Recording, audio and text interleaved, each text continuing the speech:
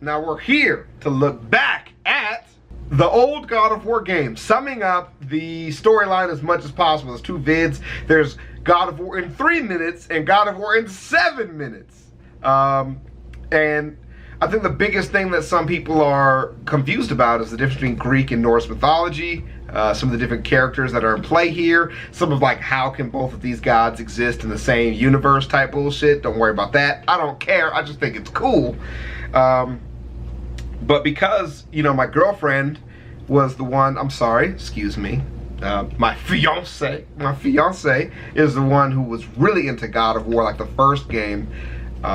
She did a playthrough of the first God of War. I don't know if I've ever beaten any God of War games. I remember playing God of War because I remember I played it when we played Dante's Inferno, and it was real big because it was the first time I ever got to play the game.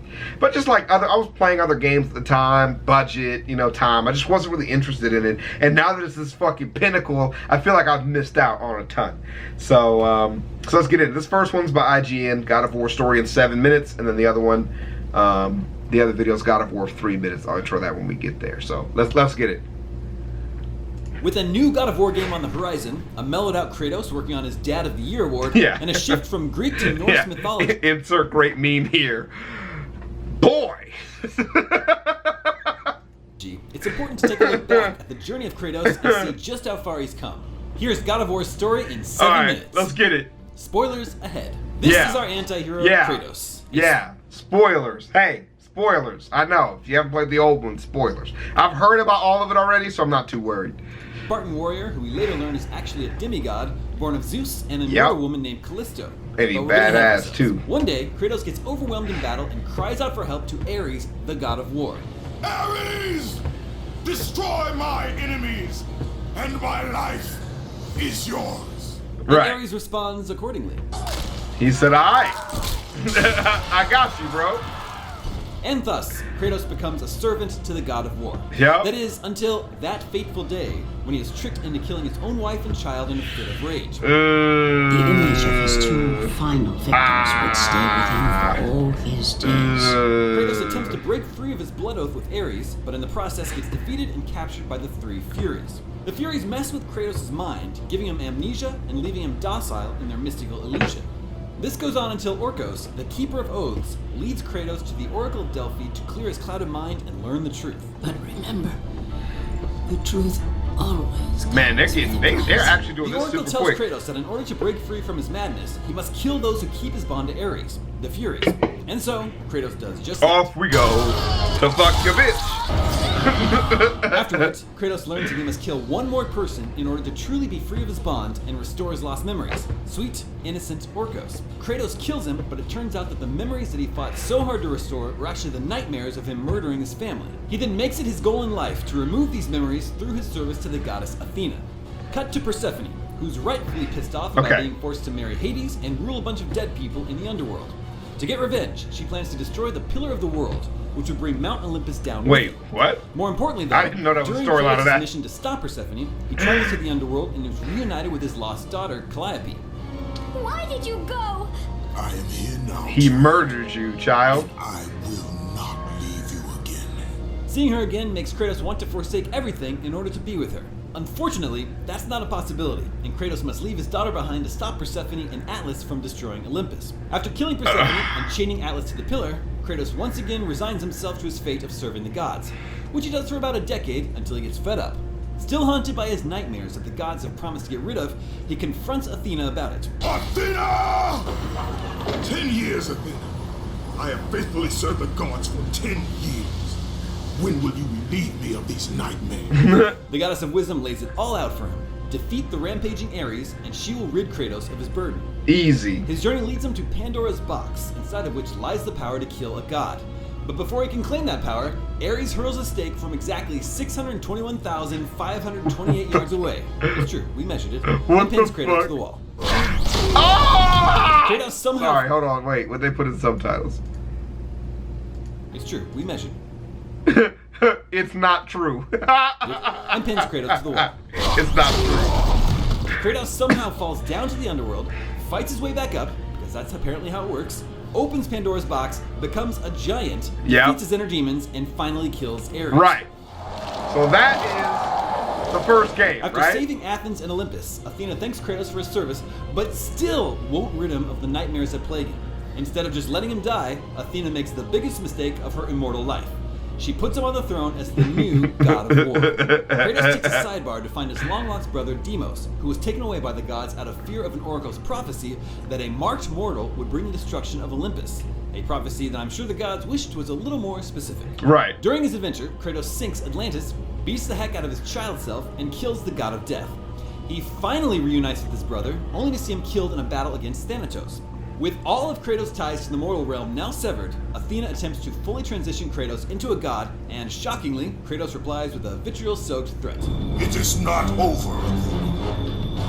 The gods will live. Officially the god of war, Kratos rules with an iron fist, conquering cities left and right, to the point where the gods of Olympus start to get a little bit concerned. After Athena brings the Colossus of Rhodes to life, Zeus tricks Kratos by offering him the Blade of Olympus and convinces him to put all of his godly power into it in order to bring down the Colossus. Which, to Zeus's credit, it totally does, but it also leaves Kratos drained and, well, mortal. This gives Zeus his opening to kill Kratos and send him down once again to the underworld. Kratos doesn't spend very long on his yearly vacation to Hades and returns to the world of living with a brand new goal. Kill Zeus and anyone that gets in his way. In order to do that, Kratos enlists the help of the Titan Gaia, and sets off to find the Sisters of Fate, kill them, and use their power to return to the moment he was killed. Kratos succeeds, but before he's able to kill Zeus, Athena sacrifices herself by throwing her body in front of Kratos' blade. In her dying words, she explains that Zeus is Olympus, and that his death will mean the total destruction of the gods. Oh, and she also tells Kratos that Zeus is his father. Spoilers. B-dubs. No. B-dubs, it's your I dad. have no father. Ooh! Kratos really couldn't care less though, as he goes back even further in time, gets an army of Titans to fight alongside him, and storms Mount Olympus. Zeus, your son has returned. That's- I bring the destruction That's of so sad. Olympus. After a brutal fight with Poseidon, Kratos confronts Zeus and, wouldn't you know it, he dies. One more trip to the underworld, Wouldn't this time you he actually know? kills Hades himself before making it back to the world of the living. Kratos learns that the key to killing Zeus is once again within Pandora's box, locked away behind the flames of Olympus, which can only be extinguished by Pandora herself.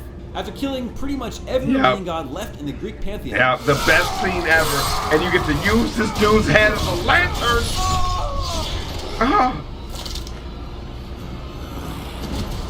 Kratos finds Pandora, faces off against Zeus in a rage-charged shouting contest,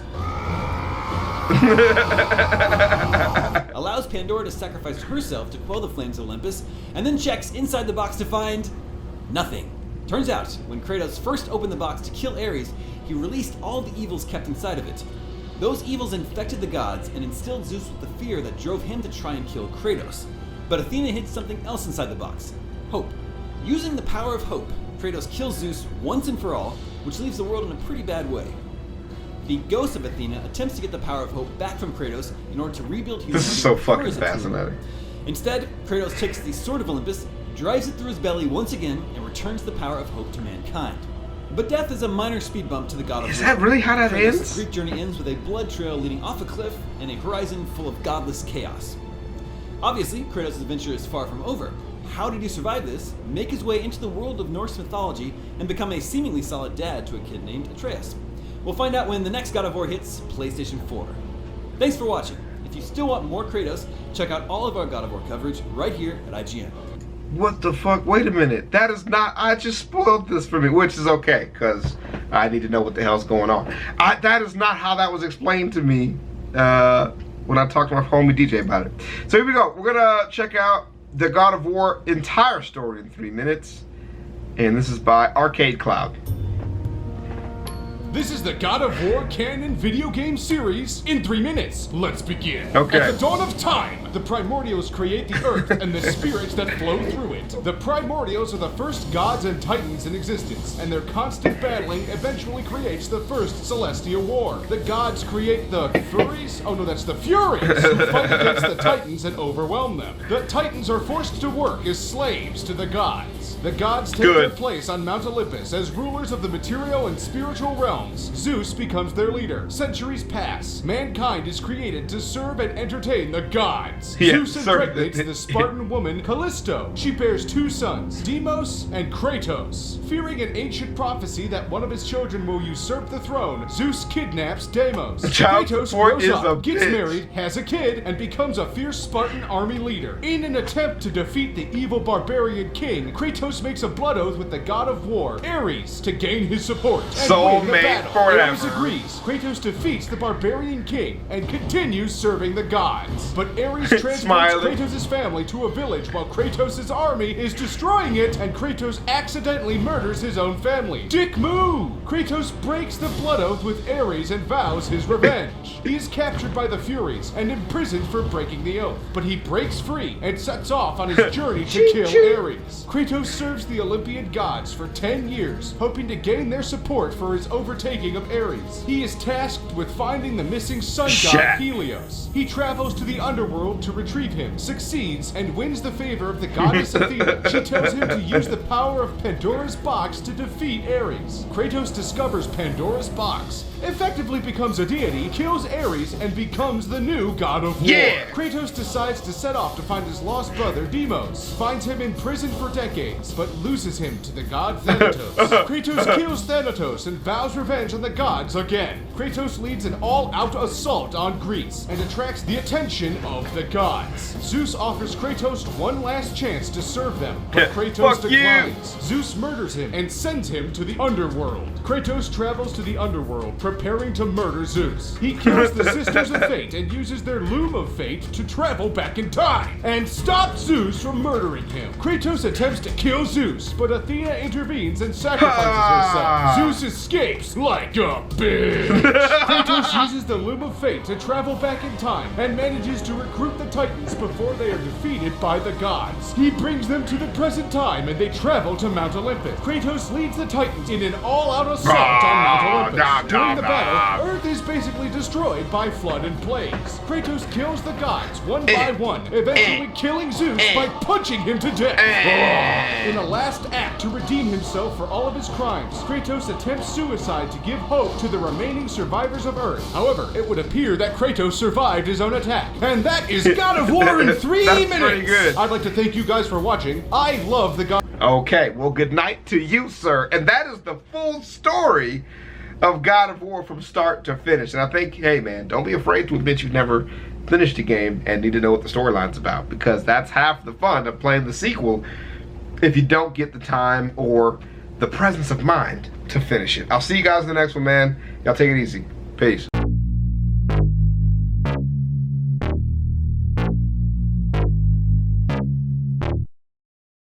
Crocs, Crocs, Crocs, Crocs, Crocs, Crocs, Crocs, Crocs, Crocs, Crocs, Crocs, Crocs, Crocs, Crocs. I'm rocking Crocs. I'm rocking Crocs. I'm rocking Crocs. Wearing Crocs, boy. I'm rocking Crocs. I'm rocking Crocs. I'm rocking Crocs. Wearing Crocs, boy. My Crocs are gold. My pops is old. My Crocs got soul. My Crocs are bold. I go to church wearing Crocs. I'm always turned wearing Crocs. My Crocs are great. Your Crocs are lame. With my Crocs, I can cross a lake. Crocs, Crocs, Crocs, Crocs, Crocs, Crocs, Crocs, Crocs, Crocs, Crocs.